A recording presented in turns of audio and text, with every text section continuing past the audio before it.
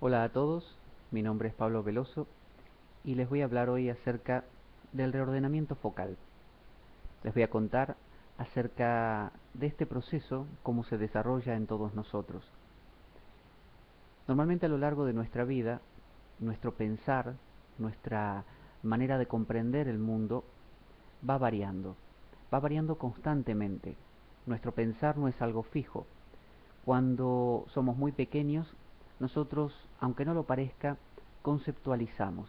Es decir, el niño pequeño, si se le pintan dos ojos en una pared, le parecerá que esos dos ojos son los ojos de la madre o de las personas que lo rodean, y esos ojos resultan importantes. A su vez, la sonrisa de la madre y también la presencia de la madre cobra cada vez más importancia para él. ¿Qué demuestra esto? Bueno, demuestra que hay un, no un interpretar la vida, sino un crear, ¿no? Un dar origen a una clasificación de las cosas. El bebé, como todo ser, recibe toda clase de estímulos que a través de su sistema nervioso va no traduciendo en, porque el estímulo no es algo que traiga un mensaje prefijado, sino que lo que hace es crear con esos estímulos, erigir un mundo. Así le llamamos universo.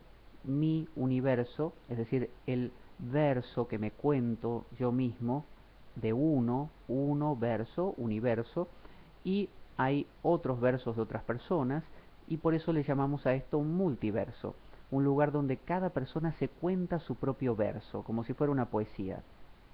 Entonces, cada uno de nosotros está creando el mundo. Y fíjense, aún no pensando, supongamos que yo en este momento estoy tan relajado que no pienso, estoy entusiasmado, no sé, mirando televisión o, o dejándome llevar por un atardecer. El mismo contemplar el atardecer es una forma de conceptualizar, porque me permite, o es lo que hace la conceptualización, hace que ese atardecer sea significativo para mí, que yo lo contemple, que sepa que es un atardecer y no un camión que me está por atropellar y que me tengo que apartar. Entonces, desde el mismo momento en que nacemos, surge esta conceptualización, o quizás desde el útero mismo, es decir, esta diferenciación de cosas, esa cosificación. Y así vamos construyendo un mundo propio, con muchos contenidos, con patrones luego mucho más abstractos, patrones morales de esto debo hacer, esto no debo hacer, esto me gusta, esto no, prefiero sacrificarme para conseguir aquello más adelante, o no, prefiero disfrutar ahora aunque más adelante me vaya mal. Entonces vamos creando lo que llamaríamos una filosofía de vida. También le podríamos llamar un paradigma. Un paradigma es una especie de, como de epistemología, una forma de comprender la realidad, una forma de conocer, una forma de entender cómo estamos viendo el mundo, una forma de, eh, como si eligiéramos un cristal con el cual vemos la vida. Entonces cada uno de nosotros tiene un cristal, pero no es un cristal fijo. Yo no tengo un cristal azul y voy a ver siempre azul, y todos los días es azul. Será azul por un tiempo largo, pero un día es azul más claro, otro día es azul más oscuro, otro día es un azul verdoso y otro día es un azul amarillento. Entonces, esta variación constante ocurre a través de la interacción con los demás.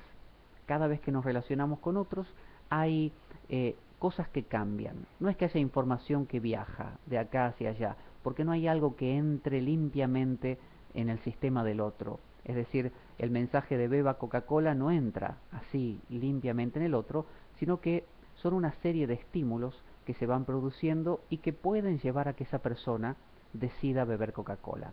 Por eso es que no hay un método publicitario universalmente efectivo, ya que juegan muchísimos factores. Así es que nuestra, nuestro pensar se está continuamente reordenando. En algunas personas este reordenamiento las puede llevar a tener un paradigma como por ejemplo todo es un desastre o no valgo para nada y este mundo se va a pique, por ejemplo.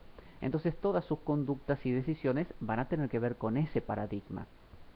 Por otro lado, una persona puede tener un paradigma de todo está bien, todo es armonía, no sé, las estrellas me hablan por la noche y me cuentan sus secretos, y esa persona va a tener otro tipo de vida. Podríamos decir que es mejor la vida de la persona que habla con las estrellas que la vida de la persona que ve todo como oscuro y desastroso. Y no, porque ambos son mundos creados por el pensar. Decir que uno es mejor que otro es decir como que el Barça es mejor que el Real Madrid o que Boca es mejor que River. ¿Quién lo dice? No se sabe.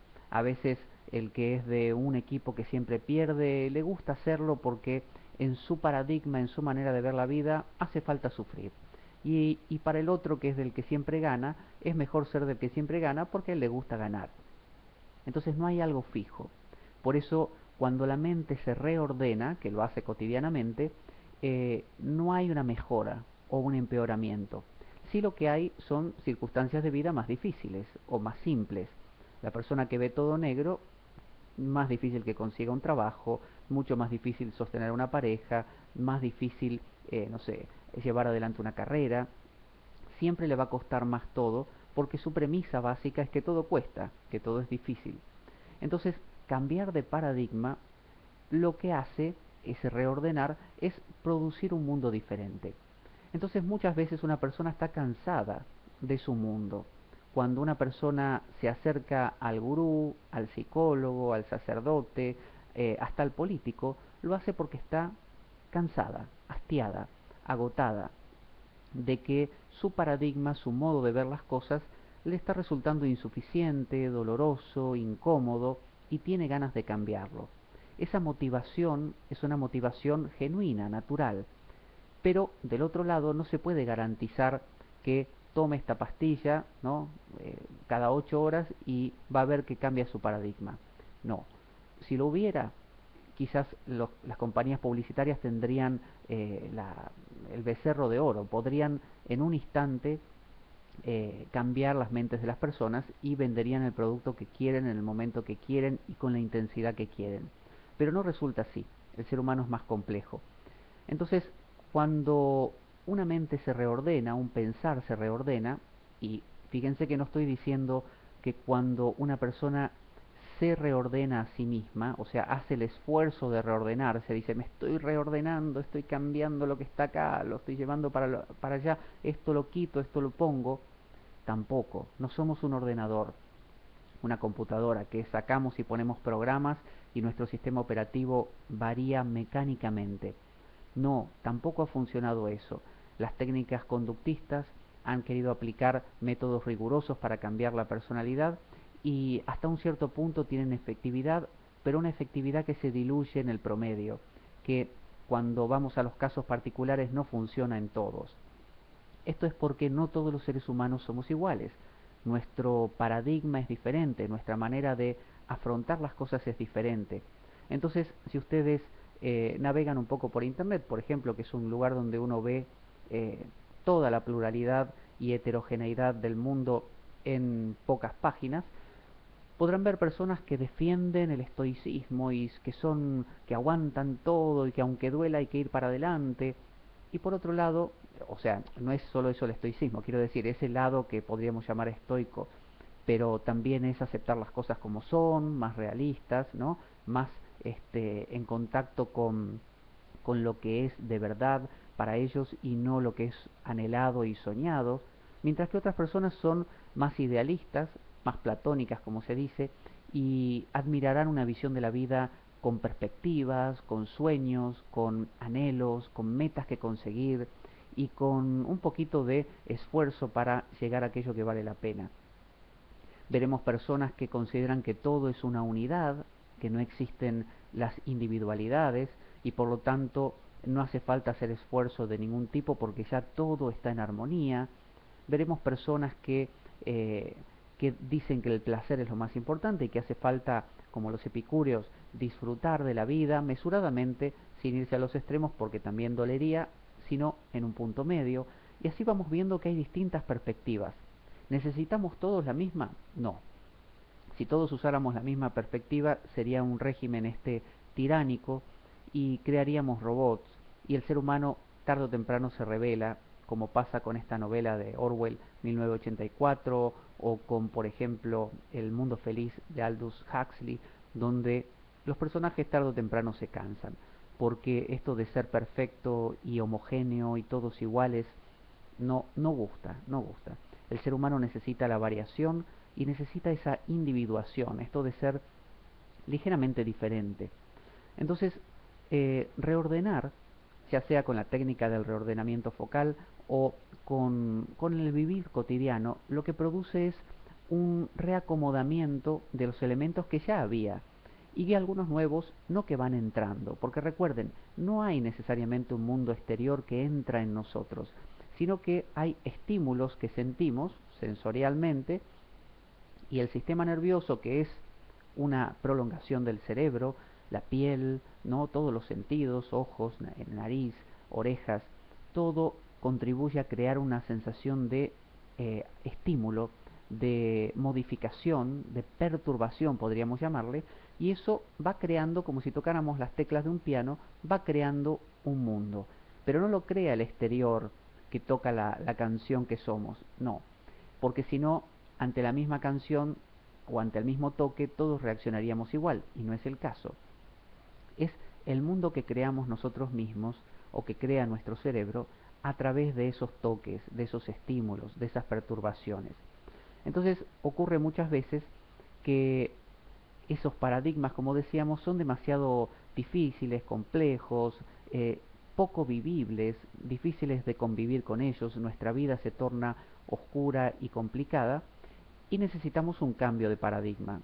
¿Qué hace el ser humano naturalmente? Se une a otros, busca un grupo de gente que haga otra cosa, que le transmitan ideas nuevas, ve la tele, lee libros y quizás esas, digamos, perturbaciones, influencias o estímulos van dando origen a un mundo nuevo, un paradigma nuevo. Y la persona sale de ahí o de ese proceso habiendo renovado su paradigma. Y si está el paradigma como le agrada, dice, muy a gusto, me encantó el paradigma nuevo que tengo. Obviamente no se entera, la mayoría de los casos la persona ni se entera que tiene un paradigma o que lo cambió, simplemente se siente mejor. Dice, ahora me siento bien, me siento contento, contenta, siento que la vida vale la pena. Y en realidad lo que hizo fue cambiar su paradigma. Entonces, fíjense, cuando vemos un Buda o una persona que decimos, mira, este es un iluminado, ¿qué estamos diciendo? Que su paradigma cambió, no que lo cambió, no que lo cambió, porque no hay un yo verdadero detrás de las acciones. Hay un yo semántico hecho de palabras, pero eso es discusión para otra ocasión. Digamos que su paradigma cambió eh, y se reordenó su pensar de manera tal que ve el mundo como una unidad. Ya no se ve a él o a ella como una parte, como una cosa entre otras cosas. Se ve como orgánicamente una unidad. Se ve como el hígado y el páncreas que forman parte del mismo organismo. No como yo soy el hígado y hago vida propia y vos o tú eres el páncreas y haces la tuya, sino que como un organismo. Y esta visión orgánica de las cosas, que fíjense que en muchos casos ocurre porque ocurre, o sea, la persona se levanta un día y lo tiene, o, o algo le pasó fuerte y lo tiene, o no le pasó nada fuerte ni se levanta a la mañana, sino que va por la calle y lo tiene, o ocurre paulatinamente. Lo que ha cambiado es ese reordenamiento, ese mundo interior o no interior, ese mundo que se crea, ahora se crea con otros patrones, su color cambió. Entonces, podríamos decir así, cuando el cristal del pensamiento se vuelve transparente, por decir de alguna manera, ahí tenemos al iluminado. Y cuando se vuelve azul, tenemos, no sé, al positivo y idealista. Y cuando se vuelve negro, tenemos al negativo y pesimista. Y con toda la gama de colores intermedios. Cuando hacemos reordenamiento focal, por ejemplo, en sesiones, en encuentros, lo que hace la persona que acude, porque tiene justamente esta falta de un paradigma más omniabarcante, es entrar en un proceso de diálogo y este diálogo va simplemente reordenando cosas, va moviendo, va estimulando, va perturbando, va pero perturbar en el buen sentido, no de sentirse mal, perturbar en el sentido de si los libros están ordenados de cierta manera, cambiar uno de lugar es una perturbación. Y esa perturbación puede ser una modificación, un cambio, que es lo que la persona está buscando. Así que, ¿cómo se sabe hacia dónde debe ir ese cambio? Bueno, el sacerdote nos impone un cambio, debes creer en esto. El político nos impone un cambio, debes adherir a esta visión política. Y a veces hasta algunas ramas de la psicología nos imponen un cambio. Tú estabas reprimiendo porque tienes un trauma de, no sé, el complejo de Edipo y deberías hacer tal tratamiento o proceso para liberarte de esa cuestión. En este caso no. En el caso del reordenamiento focal, simplemente la propia persona va guiando su eh, cambio, su revisión, su replanteo, va caminando en la dirección que ella misma siente, hasta llegar a ese punto donde dice, estoy suficientemente reordenado o refluido, si le queremos decir ahí, así para llamarlo como una fluencia y no tanto un mover cosas, sino mover como cuando deja de haber un remolino en el agua y pasa a haber, no sé, una corriente y más adelante vuelve otro remolino. Es como que cambia el patrón, porque nuestra vida es un patrón. Nuestra vida no es una cosa, sino un hacer, ¿no? No es un sustantivo, sino un verbo. Entonces, reordenar ocurre todo el tiempo. A veces, como la homeostasis que produce el cuerpo cuando está enfermo y que recupera su salud, bueno, de la misma manera los seres humanos espontáneamente. Nosotros cuando nos lo preguntan decimos, bueno, hice tal cosa, vi el programa de televisión, leí tal libro, caminé, salí a caminar porque me sentí así, porque ayer me pasó tal cosa, pero en realidad la motivación se desconoce. La persona no sabe cuál es la verdadera causa por la cual inició eso, que tenía como fin quizás cambiar, tenía como fin cambiar el paradigma. Entonces, cuando se habla de que la iluminación o el ideal a alcanzar, la paz mental, la felicidad total, implica no pensar, eso implicaría que el ser humano nace como una tabula rasa, como una pizarra en blanco y que se va escribiendo de a poco y que podemos ir borrando lo que escribimos y volver a un punto casi como el mito del hombre salvaje que algunos postulan que debemos recuperar y volver a las cavernas o volver a la selva, olvidando que la evolución, el cambio, nos ha llevado a desarrollar un lenguaje, a tener emociones que son básicas, que se van adornando en forma de sentimientos y perpetuando gracias al lenguaje también, y que intentar vivir sin lenguaje hoy en día sería como intentar cortarse los brazos y quitarse los ojos, como tantos ascetas hacen, y en la época del Buda también era muy común, casi como una mutilación para no sufrir. En la época del Buda, los compañeros iniciales que tuvo, por ejemplo, uno se había arruinado los ojos para no ver cosas que le indujesen a cierto pecado, otro se había arruinado, se había tirado de la lengua y colgado una piedra de la lengua para que la lengua estuviera siempre así y no pudiera hablar y de esa manera no pecar por la palabra. Entonces, propongo un, un equilibrio en la vida vivo, justamente, no un equilibrio de volver a ser una piedra, un mineral o un tronco de árbol que no siente o que siente pero de una manera muy primaria, sino respetar la complejidad del ser humano, la complejidad de pensar, obviamente no todo el tiempo, sino sentir, pensar, emocionarse, pero también descubrir que ese pensar, ese creador de paradigmas, ocurre todo el tiempo, aun cuando creemos que no estamos pensando. Recuerden eso, aun cuando estamos contemplando una persona caminando por la playa, estamos sabiendo que es una persona caminando y que no es un tigre que nos viene a comer. Entonces ese saber, aunque no es lenguaje, no es chino, no es inglés, ni es español, no es un lenguaje de palabra, es una conceptualización. Estamos haciendo una diferencia, muy sutil, pero diferencia todavía. Bueno, eso es parte del ser humano, eso es imposible de eliminar a menos que se elimine la vida misma y uno se convierta en un robot.